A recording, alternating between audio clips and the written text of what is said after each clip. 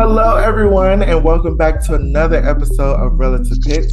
I believe this is going to be our last episode of this part of our season, and we are so happy for our final guest of like half season to be Mike Lebrias. I will have to say, hold on.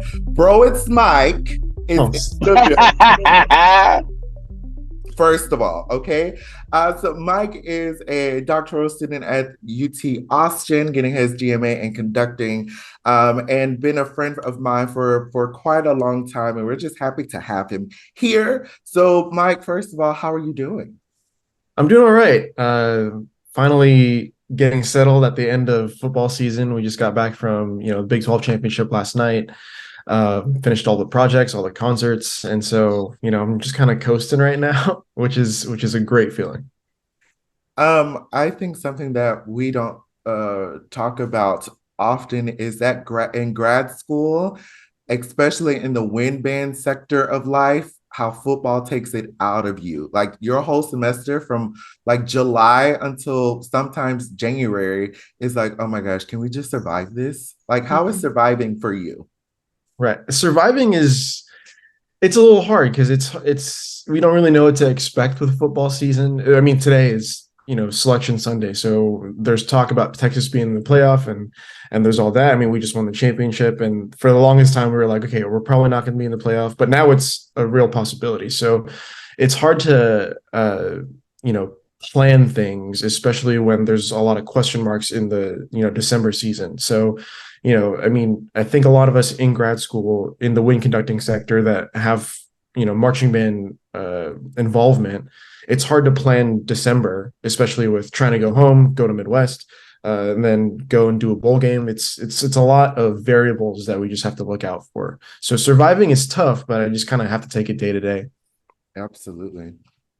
Yeah, that was really interesting because I think something that we've been talking about a lot with people is like balance and this idea that balance is not a state. It's like you're just constantly trying to refine what that balance is. And I think grad students specifically just know how to, or we try, shall I say, we attempt to do this as best as we can, because not only are you are students yourself still, right, in a certain capacity, but then also you're a TA. You're some people, they look at you and they see their professor, they see the person who they have to go to, who they are dependent on, and then you are a human being with like a life, and then you like maybe sometimes even work outside of what your TA duties are. You sleep at some point, I think, so like, I mean, for you, when you began your graduate school journey, what was it like to step into this other world of like trying to find that balance? Yeah, and even I could even speak upon when I first entered the profession as a high school band director. I mean, it was tough to balance because I was the only music teacher at my school, and so I was doing two bands, a jazz band. I was also the orchestra teacher. I was also teaching a couple like I guess non-ensemble classes like piano and theory and stuff like that. But it's hard to find balance when you first start out because you really have to prioritize your time. I mean, and also, I mean, I think in a lot of that, a lot of us lose sense of who we are and what makes us us because we're so attached to work because it's like if I don't do this, then who will? And so a lot of my younger years were spent talking to people about balance. And it's like the biggest piece of advice that I ever got was work is going to be there when you get there tomorrow, you know, and you have to like set a boundary. And it's so hard for young teachers and just teachers, especially in the music field in general, to let work bleed into their personal life because it's who they are. This profession that we're in was born out of passion. We're not doing it for any kind of paycheck. We're doing it because we love to do it. That's whether you're a performer or an educator or whatever in the music field, you're doing it because you have a passion for it. And it's hard to separate those two, especially when it comes to your personal life. So for me, I had to find some things, and this is actually a topic that when Anthony and I first met at the UT conducting workshop in 21, Kevin Sedetol was the guest, and he brought this topic about, who are your tastemakers and what's your thing outside of music.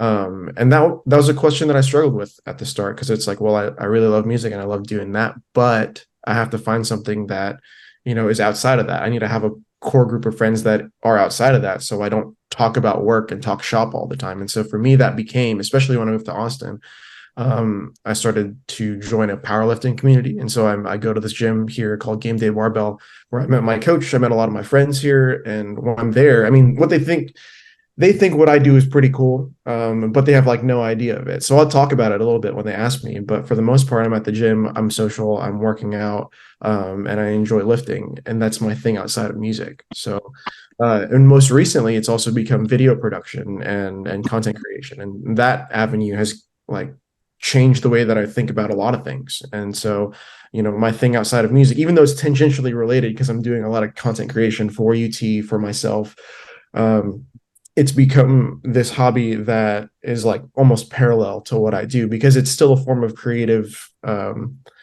process for me to create videos. It's something that I can see that's tangible, and I can be proud of that work. Mm. I love how you have found your balance, quote unquote, of life through something. I know we've talked about on the podcast, because I think everybody's different, but I really kind of resonate with you where I remember being an undergrad, how like I needed friends not in music. Like these two know, I was like, okay, y'all, I gotta go. Like, so I while worked out in the gym, I worked at the gym. So like all of my gym friends cared nothing about music. Like they thought it was nice, but it wasn't like, oh wow, you know how to do this, you know how to do this. And it's like, wow, I'm just a normal person. And I think when it comes to music, we get, as you said, so tied into our passion that becomes our identity. Can you talk about the identity and I guess just tearing yourself apart from you as the musician to who is Mike as the person, and what has that journey been for you? Yeah. Me as a person. So growing up, I was born in Toronto, Canada, and then I moved down to Florida when I was around 5 years old. And so I was an immigrant student, and I didn't really join any kind of music things until seventh grade, I think, is when I joined band. And that's really where I found my calling, because I really wanted to play percussion, and I didn't end up playing percussion, but I found a lot of my friends and my like found family there. And so growing up, I didn't have a whole lot of Asian friends, because a lot of people that were in band were, of different ethnicities. And so something that I've had to kind of adjust to recently is leaning into my identity as both my parents are Filipino, so I'm Filipino, but I was born in Canada. So there's a lot of what's it? Social and social backgrounds and ethnic background things that I've had to kind of adjust with and figure out who I am really, because I didn't feel like I fit in with the Asian crowd when I was growing up in high school. And so I just hung out with the band folks, which were, mostly white. I had a couple of African-American friends and a couple of Asian friends that were also in the program, but it was tough to find a cultural identity growing up. And that's something that I've really had to lean into now, because it is who I am. I have an experience growing up with two Filipino parents, and that's something that I want to continue to develop, and lean into. Mhm. It is part of who I am. And it's interesting that you asked about, can you separate yourself as a musician and separate your identity as a musician and you? I don't know if that's entirely possible, because my musicianship is informed by who I am, and my grown experience informs my musicianship and how I think about music and how I prepare scores, and how I interpret music. So I think I think it's just really important to have an idea of who you are, and even if you're not quite where you want to be professionally, musically, whatever, as long as you have an idea of where you want to go, I think that's the most important part. So to me, it was just figuring out that map, of where I am, culturally, who I am in terms of my identity culturally, who I am musically, what I like and what I don't like, and how is that going to help better serve me going to where I want to go professionally. Mhm. It was funny because right before everyone else got here, me and Anthony were just having a moment of like, how are you checking in? And we were talking about, I was speaking specifically about how my students this week, it feels like everyone's really has been super anxious and like it's coming up in that part of the quarter where, like recitals are happening and all those things. And I remember being in undergrad and like those like smaller things where if you put so much of your worth into it, right? And you're so nervous about, oh my gosh, like if I fail this, like I fail. And so I think whenever I heard Anthony talk about that separation, more of what I was hearing and more what I've been trying to do with myself as well as my students is like, yes, you are a musician and you like this is something you're passionate about, right? But also here is you as a person, and your worth is not tied to like whether or not you like fail a jury, whether or not you are like feel like you did the best on a recital, even though it feels that way. And it's really hard societally not to feel that way, especially because especially on social media, right? Like you get all these like amazing like likes and loves and comments whenever you do something excellent. So it really does feel like it can be tied with your self-worth, but it's like your self-worth is just who you are as a person, like who you are, not what you do. It's who you are, how you treat people, all these other things. So I think that is where the separation that I try to think about when it comes to like identity of who I am just as being Lauren versus like Lauren who is, flutist, artist, administrator, whatever, all those things, if that makes sense. Yeah. I understand what you mean.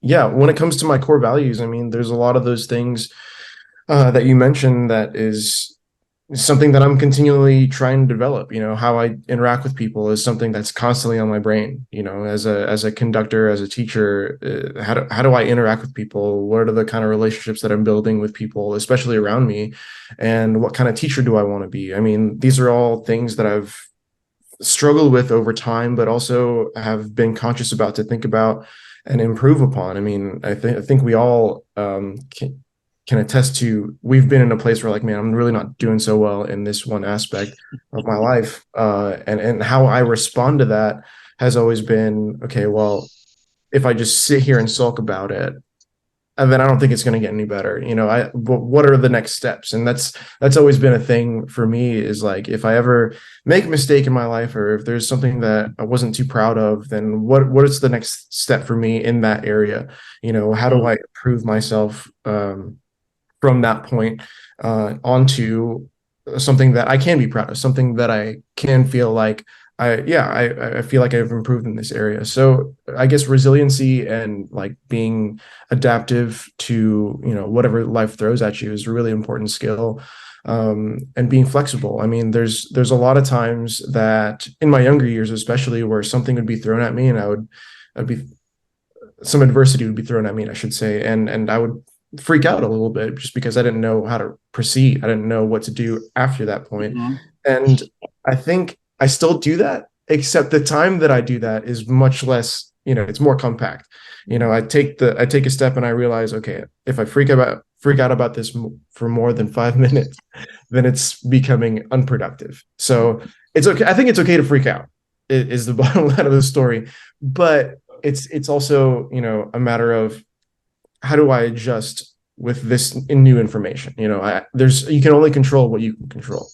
You can't control anything else around you. So with that in mind, how do I proceed from here? What are the steps that I can take to help my situation? And so it's really just a thing about self-awareness. That's a skill that is learned, and it's not like inherently given. It's something that you need to continually work on, is being aware of where you are and where you want to go. Yes. I want to piggyback off of what you just said and what Lauren said.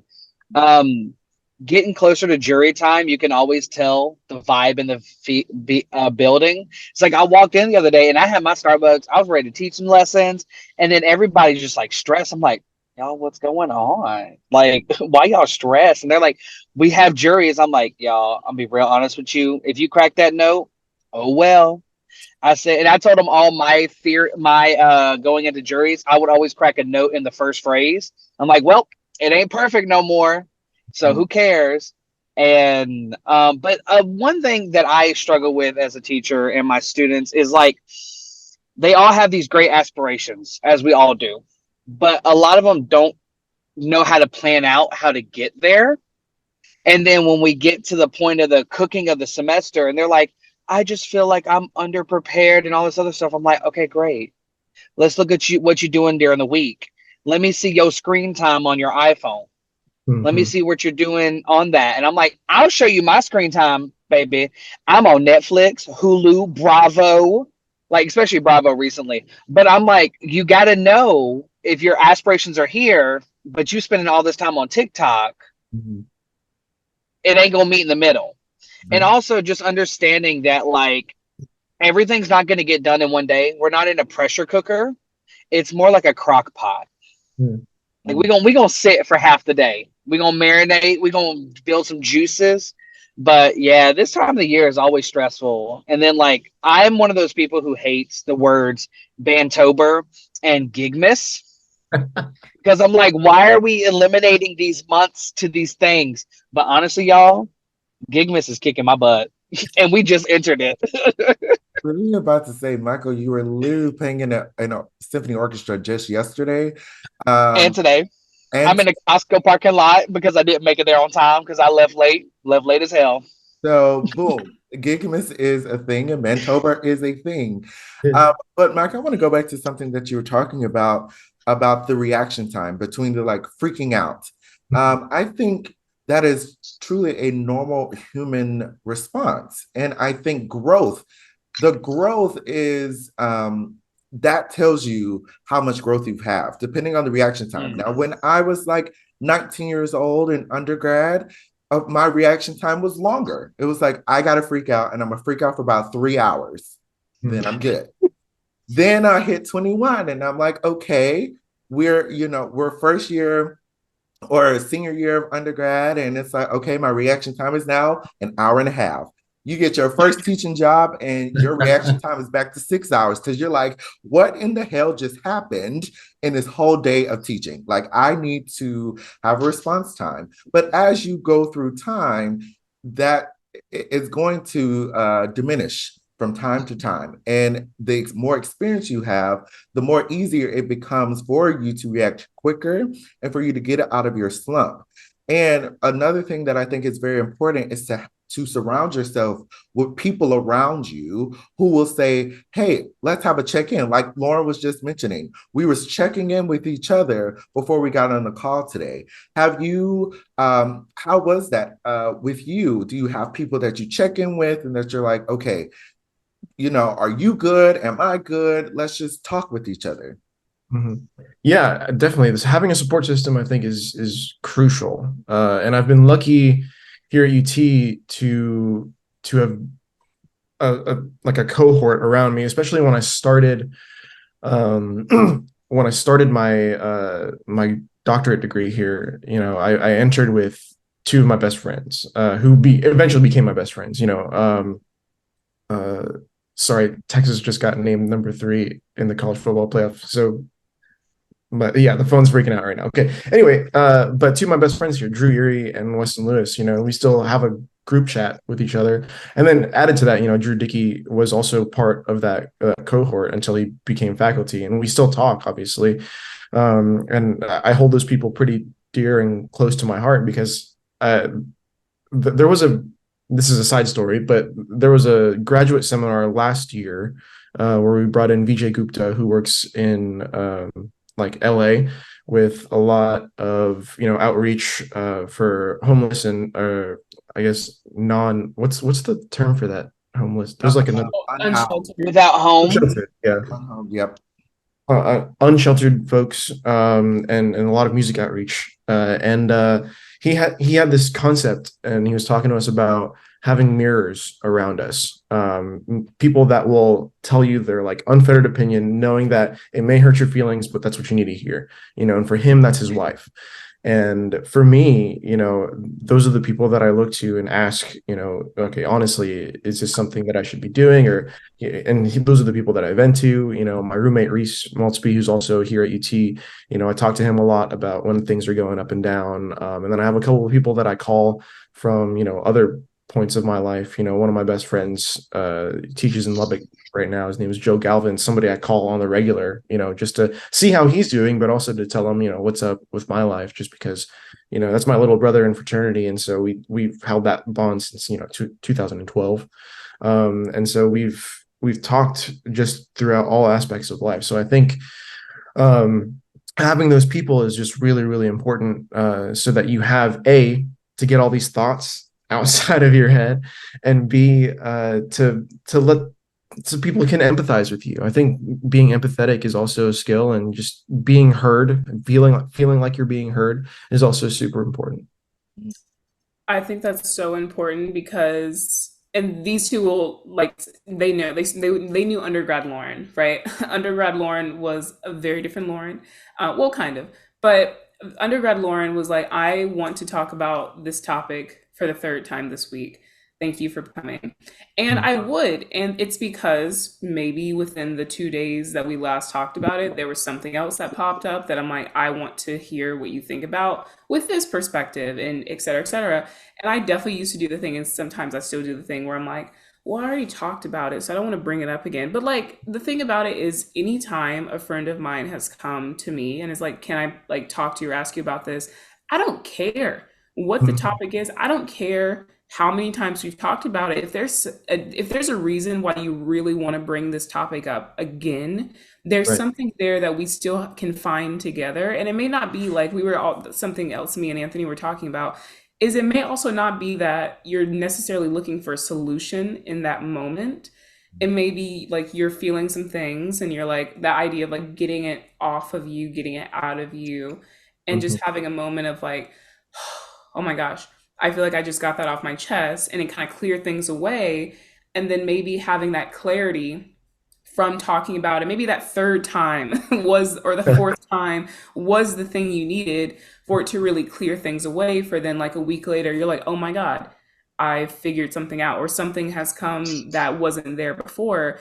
But having people there who you trust to be there for you and to listen to you, even if, like, again, you're not looking for something specific, but you do have to find those people because they're going to be Mhm. more helpful than you can even imagine. Mhm. Correct. I know, leading into Thanksgiving, my last assignment I gave all my kiddos at the university was, I was like, during Thanksgiving week, practice what you need to practice, whatever. But I need you to send 3 messages to 3 people in your village and tell them how thankful you are and how thankful you are for their support. They could be a colleague, they could be a parent, they could be one of your former teachers. And I was like, you need to acknowledge that you have support going into after Thanksgiving when all this other stuff happens. So yes. Absolutely. And that group of people will, I guess, increase over time. I mean, I still talk to people that I was in like undergrad with, and we entered the profession together.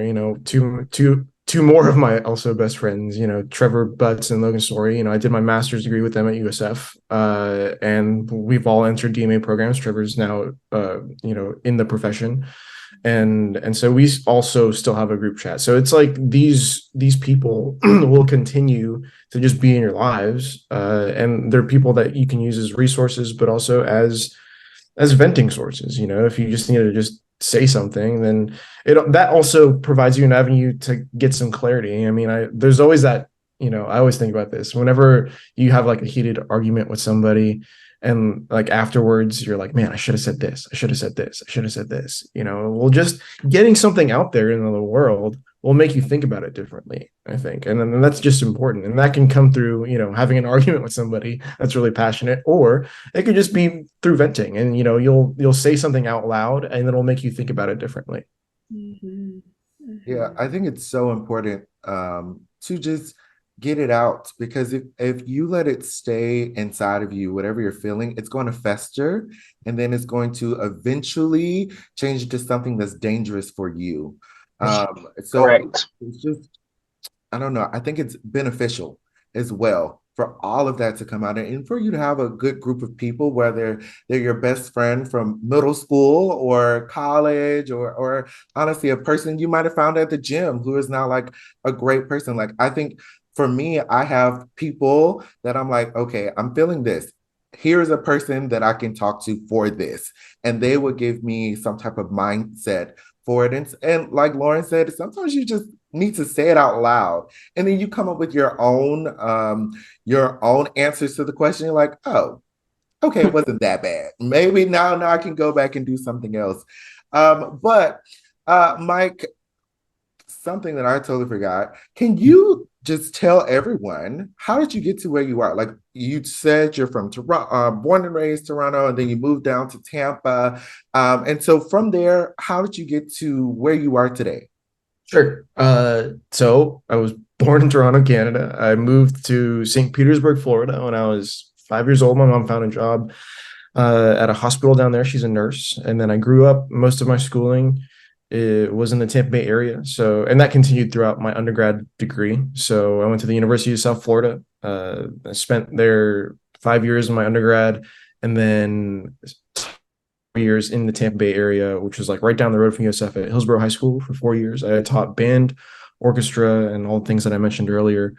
And then 2019, fall 2019 is when I started my master's degree. I took a couple of grad auditions, and I had met Dr. Mark Snowchick, who just got hired at USF as the new marching band director and the symphonic band director. I met him because I was the all county band coordinator for 912 or 910 that year. And I asked, he was new. So I was like, okay, well, come and work the all county band. And he did. And he was just, incredible, still an inspiration to this day, which he now works at UT. So that's funny. But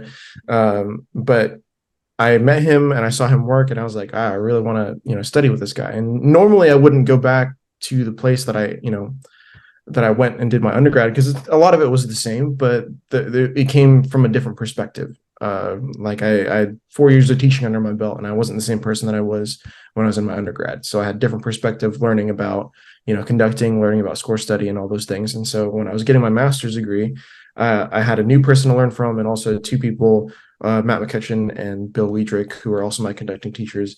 I had a different perspective from the things that they were telling me. So halfway through that, COVID happened.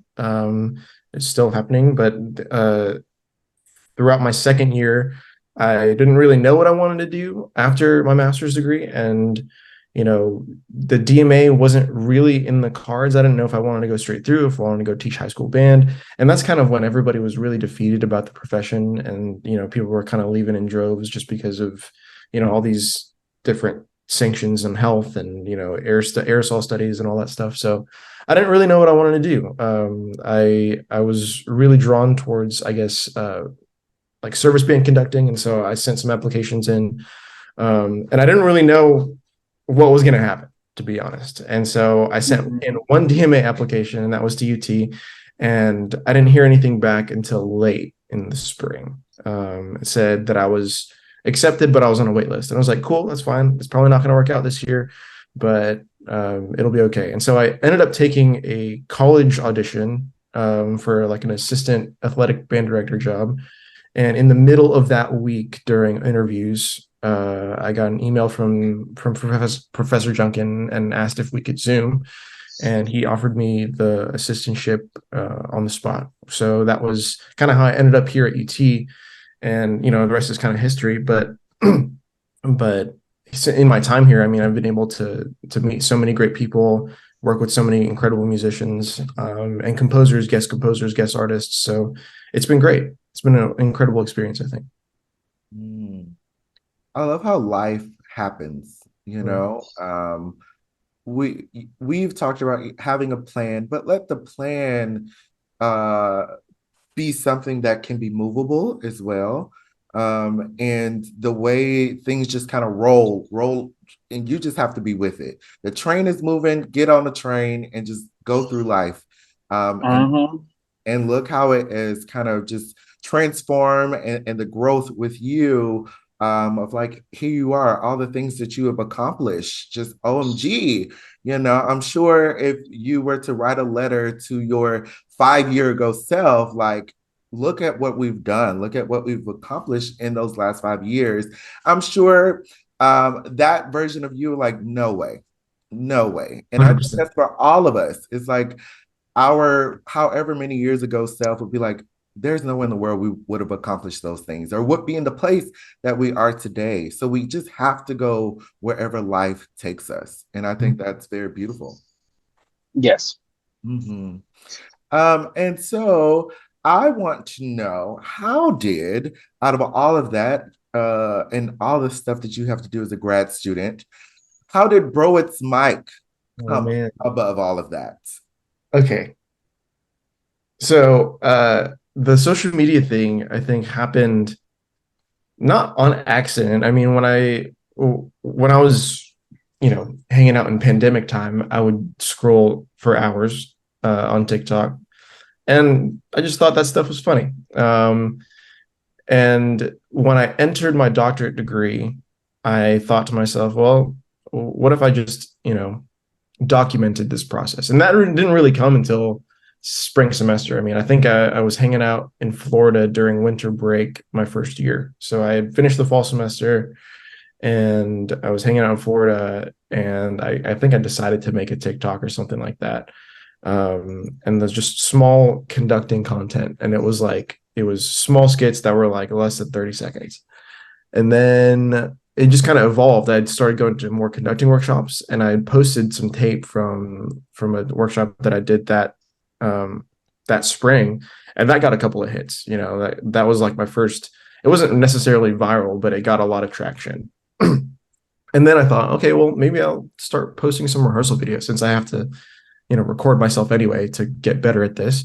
And I'll post segments that I'm particularly proud of. I didn't say anything about it. I didn't say that I was going to do it. I just started doing it. And then I eventually gained a little bit of a following. And then I didn't hit 10K followers on TikTok until December of last year. Yeah, like literally a year ago, I hit 10K right before Midwest, or right after Midwest, with the Reynolds stuff. It didn't really blow up until the following spring. So like spring of this past year, I decided, because 10K on TikTok, I was like, okay, well, I think I could like invest a little bit more into this. And so I bought a mirrorless camera. I like studied content creation. I like looked up how to make all that stuff, and figured out, what content I liked and how I wanted my content to look. And so I started getting into video editing. And so when I started to do that, my content and my following just kind of blew up from there. I mean, I went from less than 2,000 followers on Instagram, and today I'm sitting at 48,000 on TikTok. I was, like I said, I hit 10K followers in December of 22. Today I'm standing at like 61K on TikTok. And like, I don't do this for fame. I'm not trying to like, be an influencer. I'm not trying to, promote products. I literally just wanted to post little segments of rehearsal that I thought were interesting, that I thought, were really effective in terms of teaching, in terms of, comments, and in terms of gesture. I've gotten a little bit of money, but nothing. I'm not like rich. I just have people that recognize me at conference, people that recognize me at football games, and that's about it. And I don't do it for that. That's not the validation I'm looking for. Most of my validation comes from my teachers and the people around me, my mirrors, as I've said before. And so I enjoy making content, and I enjoy, posting and video editing. So it's like it just kind of turned into this thing that is kind of bigger than myself now. So. Mm. Um, it's just, I think some people will, when we see video editing, I love how video editing is like your escape, but it's, as you said, parallel. Because people think that when we see social media influencer, they're like, oh my gosh, they're doing this, and they're just doing this for some type of monetary value, or fame or something like that. But talking with you, it really is like your escape from how demanding being in this profession can be. And it's one of your ways to, do that. And I mean, video editing is not easy. I'm just gonna tell you right now, like, more power to you, because it ain't for me. Like, Mm-mm, mm-mm. nah, I think we all will say maybe Lauren might like video editing, but no, I'm like, my head It's is, for the birds. it It's for the really is. birds. My head is spinning. I don't know why. Now I need to go drink a sip of Hennessy or something afterwards, because this is just, it's not. But that journey of video editing, did you like that, like growing up, or was this something also new that came out of COVID? Uh, a little bit. I dabbled with it a little bit. I learned like the basics of iMovie, when I had to start editing footage for my own conducting portfolio. But I think I really got into it because of powerlifting, to be honest. And that's something that kind of got out of my gym friends, because my powerlifting coach is like a powerlifting influencer. And so he's got a community himself. He's got people that are signed up to a Discord. And so he was coaching me on a lot of these things, on how to use certain programs and like what looks good, and cameras specifically. Like, camera talk is crazy. I was not into cameras at all before this. And I would just record all my lifting videos through my phone. But now I spent, the entire summer recording all my lifts, with an actual mirrorless camera, and then editing them in a software. So it's like I got so much practice before the start of the school year that it kind of helped me out to create all this stuff for UT. I mean, all the U Texas band stuff, all the Longhorn band stuff. I learned all those video techniques through TikTok and YouTube mostly, but the genesis of all that came from powerlifting, came from my powerlifting coach. So, we'll, for the future, because I mean, first of all, everybody that's listening, let's just say congratulations to Mike, because he is approaching his last semester at UT. So will you be taking all this knowledge to whatever's next in your life? Yeah, absolutely. I mean, I think I get asked this question a lot recently. It's, so what's next? What are you going to do? What's after the DMA? And I don't really know, to be honest. I think, and I've said this a lot. Wherever I can find a job that allows me to do what I love to do, which is collaborate with wonderful people and musicians, make great music still, but also I'm still able to create content, because that's become part of my life. Whether I like it or not, it's become part of my life. Something that'll allow me to do all three of those things and still be happy. I think I'm okay, whatever that job may look like. But I need to fill those three requirements, and I'm sure I can find that in a lot of places.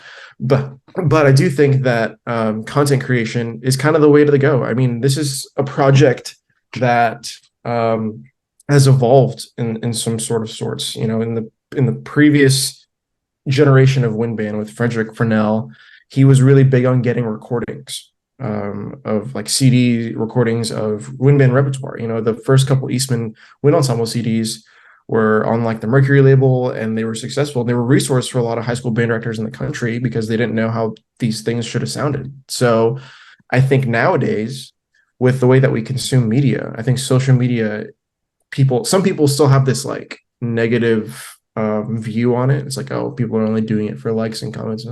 Well, it's also a way for us, A, as conductors, and B, as musicians, and C, as from the collegiate standpoint, it's a way to get what you're doing out there, and help inspire. I can't tell you how many times I've gotten messages from people about, hey, I used this thing that you used in your video, that you said in your video, and it worked in my classroom. Thank you for doing that. And that becomes more validation for me, to continue to do this. And it's just, these are just little snippets of my own rehearsal that, I put out on the internet that I think are fine. And it's all curated. Obviously, I don't just put whatever out there.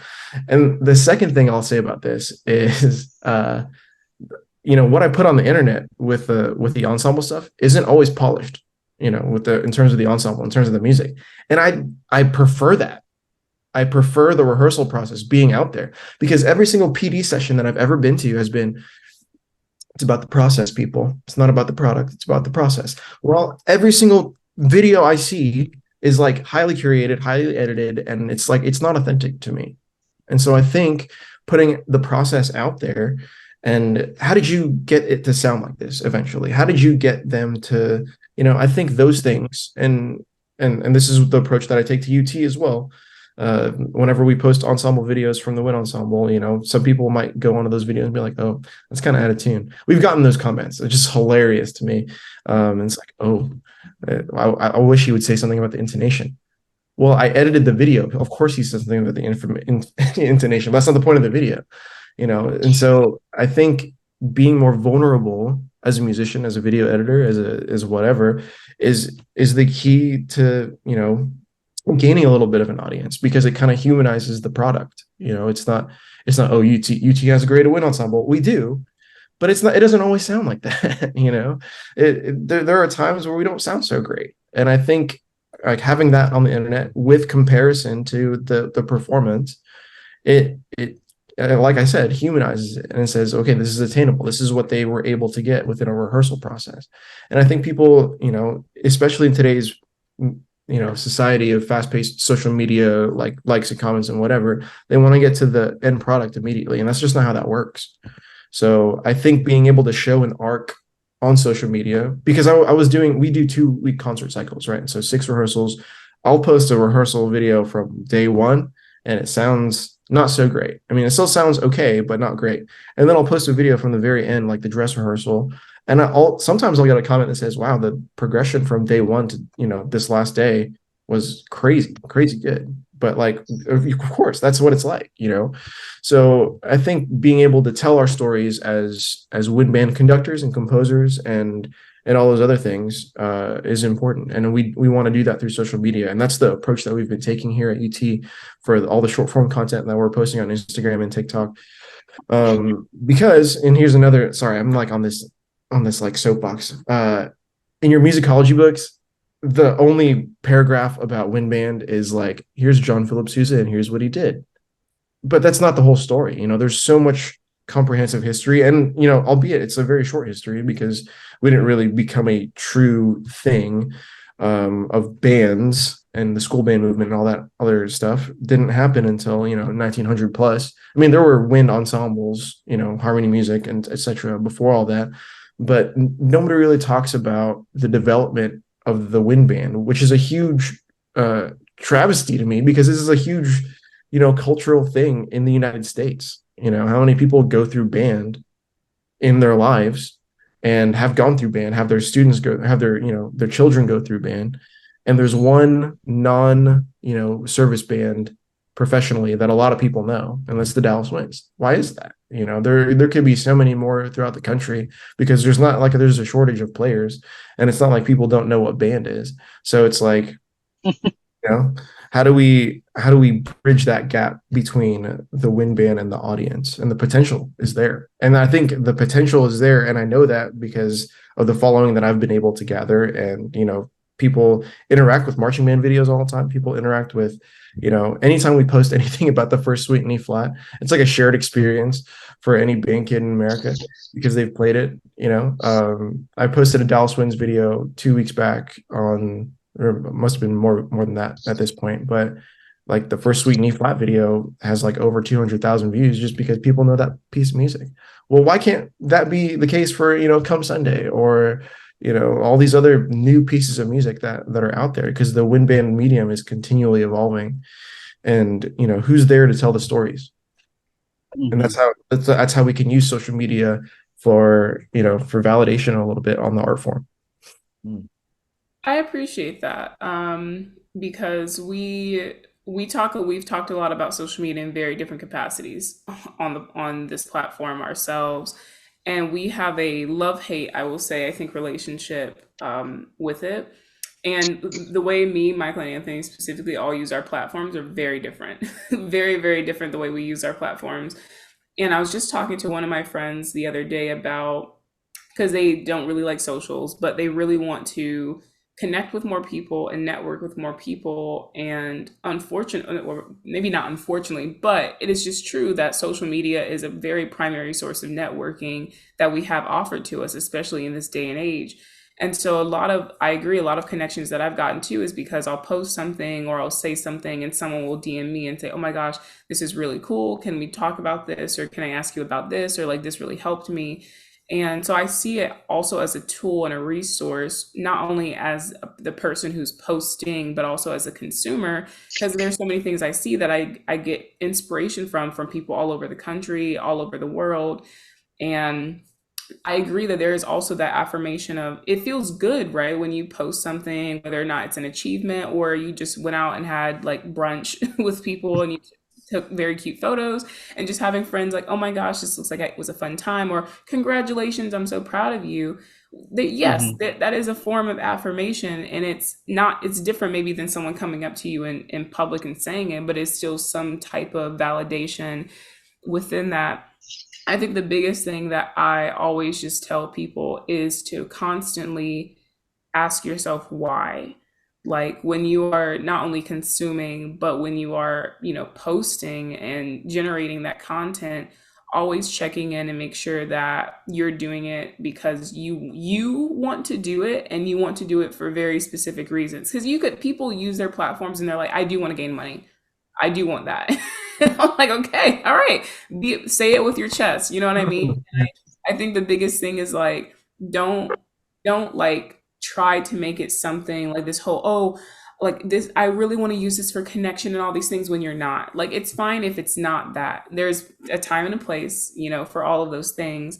So I would just say, to anyone who, if you're listening to this and you're like, oh, maybe I should, do this, or maybe I'm interested in looking at other platforms who do this in a way. Go look at platforms who you really think that are doing those things very genuinely, of whatever you're interested in, whether it's cooking, powerlifting, music, whatever it is.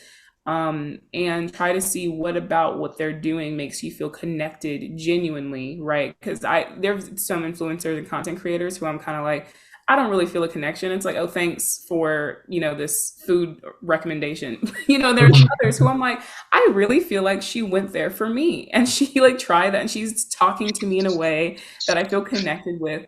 And like, yeah, so I think what we've also been talking about, this idea of just black and white, is just not true. We exist I think it was Anthony who talked about, we exist mainly in the gray.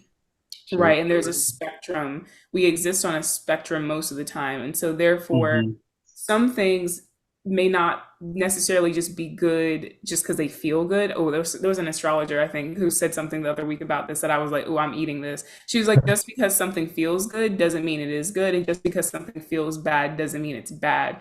And I think what she was trying to say by that is like, emotions and feelings come and go, and they're good, right? They're good for you to just be like, okay, I'm feeling this, and to acknowledge that. They're there for you to like say, okay, right, this is happening. But it doesn't mean necessarily that just because you're feeling those things that is the reality of what where you are, right? And it really just is this gray space of your decision. So what are you going to do with what you're feeling? What are you going to do with where you are now? What is the next step from this? That is kind of where I think the power comes from, is not necessarily just, those. And I know we're in this whole thing, especially post COVID. We're in the moment. I want to be in the moment. I want to be present. Absolutely. And also recognizing that what you're feeling in this moment can be so very different from what you're feeling in an hour, and especially in a week. Oh my God. Oh, Like, yes. you know what I mean? So just like so social media, you're on social media one day, you can feel absolutely amazing. And the next day, maybe you don't feel so great. And you don't know what happened. Maybe it's a friend from school who you felt like you guys were at the same level at some point, and they do something that's super crazy. Then you're like, I haven't done something like that. Maybe it ruined your entire day and you just feel shitty. You just feel crappy the rest of the day. But then I want you to like take a moment and check in and be like, all right, why am okay, I do feel this way. Why? And like move from there. So there's just a lot. That was a lot within that. But the biggest thing I just again want to like emphasize is just always ask yourself why, and feel your feelings. Always feel your feelings. But move forward with knowing that things will shift and expand and grow and move and change every second of every day. So Yeah, absolutely. I love that. And like taking it back to something you said previously was, knowing your self-worth and where that comes from. It's Mhm. something that I've had to adjust to be honest, as somebody that creates social media and that has become part of my life. There was a point in this whole thing where some of my videos weren't doing well and I was feeling bad about it. And I had to do that thing that you just talked about was, okay, well, why am I feeling this way? Is my overall digital footprint, still okay? Yeah, it is. And so going back to what I said earlier about mirrors and like seeking where you find validation, because here's what happens.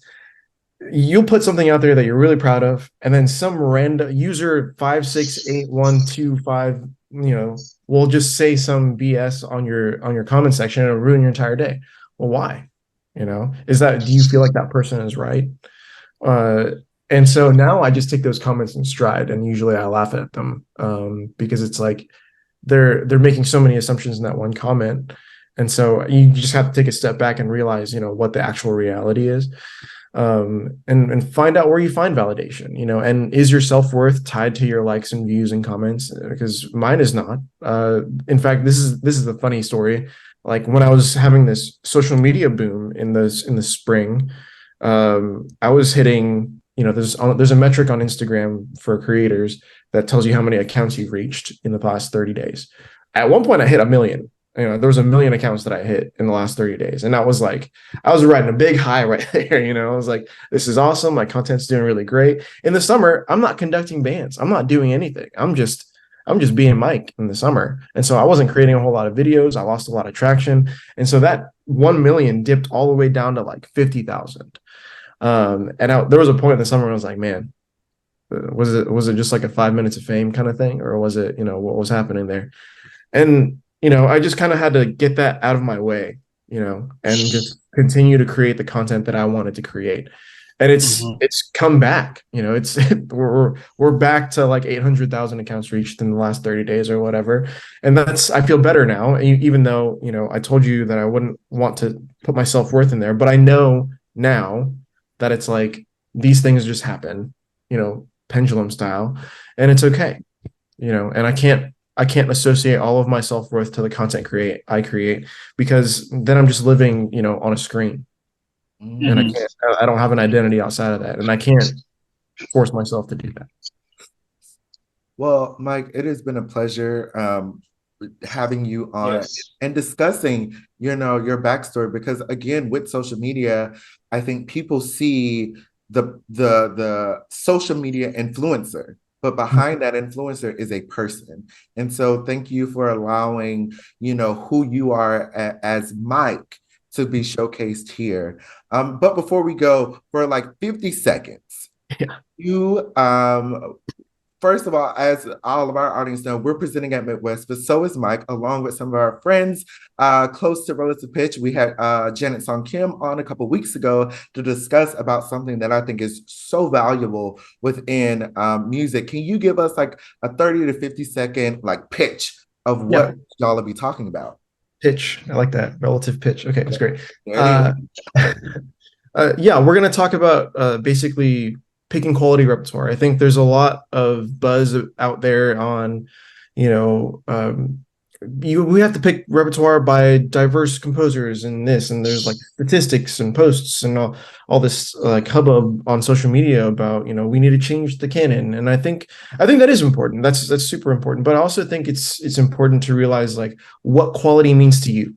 And it's not just like what is inherent quality, but like how you determine as a person, how you determine quality. What do you like about the music? How do you, I guess, parse out the music that is just convenient to get? I liken it to, that McDonald's is right there. I could get food right there, or I can curate this to where I'm putting quality food, regularly in my diet. And it's okay to have some junk food every now and again, but also I want my diet to be, mostly quality. So that's how I liken it. And actually, my segment is about your musical diet in that panel discussion. So check us out. I think it's Thursday at 10 or 11, one of those. It's on Thursday. So just check out the program. Perfect. Well, Mike, again, it has been a complete pleasure having you on. And just know that you are now part of the Relative Pitch crew, and we are part of your village now as well. And just thank you so much for being here with us. Great. Thanks, y'all. All right. For our audience, thank you so much for a wonderful first part of the season. Since this is the last episode this year, please go back and watch all the other episodes. They've all been great. And please follow. We will have all of Mike's information down below. So go follow him, become part of his community, and continue listening and enjoying our episodes. We'll see you next time. See ya.